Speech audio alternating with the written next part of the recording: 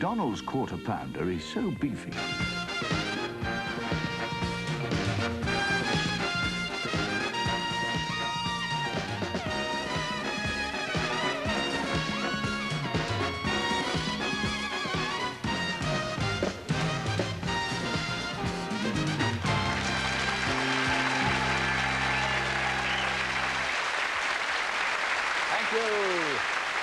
Thank you, gang.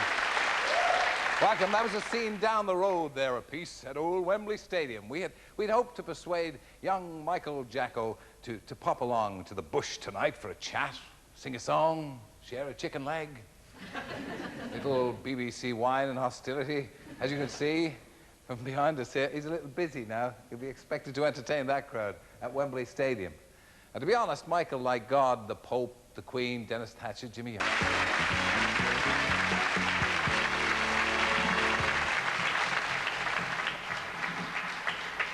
Frank, it looks like it's working out okay.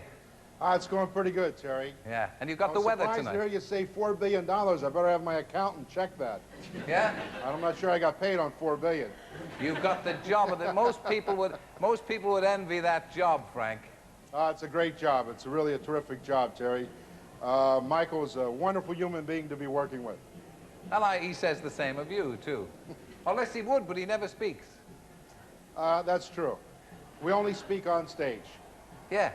You see, you're the manager, but who's the boss? Michael's the boss. He's definitely the boss. He decides on the clothes, he decides on the show. He makes every final decision.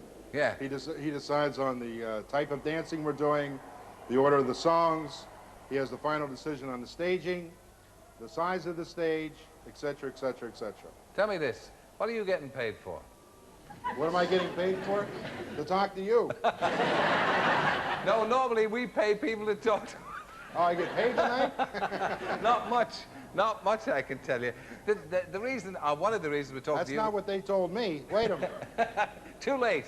Too late, we got you. And I must say, it's a much better night tonight, isn't it? The weather looks good. Yeah, the sun's out. It looks terrific. Yeah. The crowd last night was terrific, and this crowd is... Yeah. They're raring to go.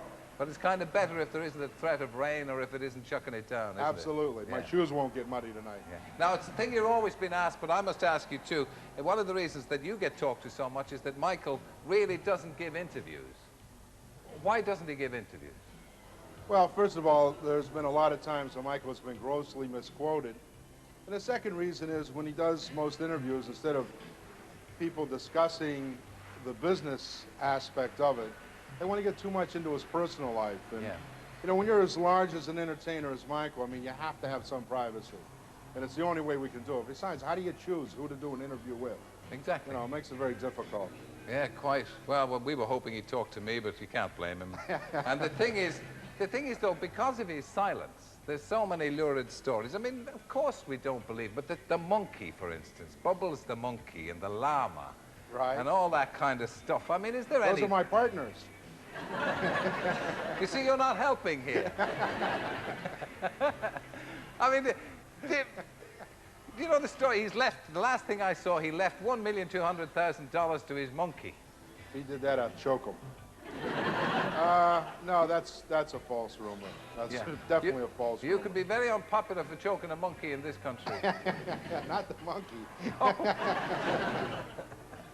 Yeah, so the image we have of him as a health freak and all the rest of it, the plastic surgery, all that, are you saying that's not the real Michael that we're...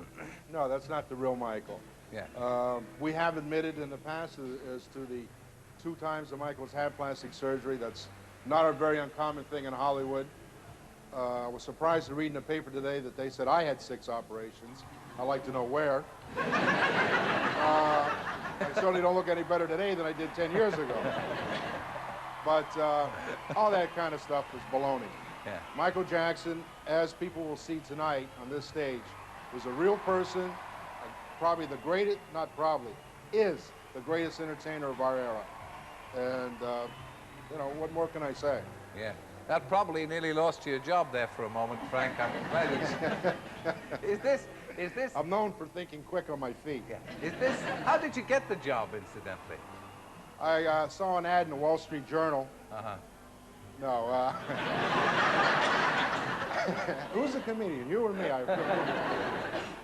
No, actually, Terry, Michael and I built a working relationship when I was vice president of promotion at Epic Records.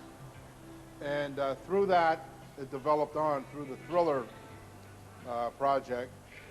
And one day while we were having lunch at the Beverly Hills Hotel, we were actually discussing the making of Thriller, the video. And just out of the clear blue, he asked me if I would manage it. Right. And so from there, it's gone to enormous success. And look, I see you're a cigar smoker. Yes, I am. Yes. Yeah, and a big cigar smoker. And we thought, since we're not paying you, and since Michael is not giving you a great deal for your services, we thought the least we could do is hand you over a cigar with our thanks to Frank DiLeo.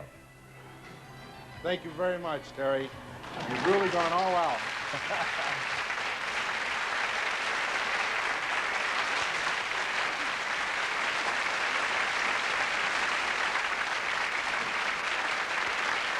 And nice Frank DiLeo. Well, now, I hope Frank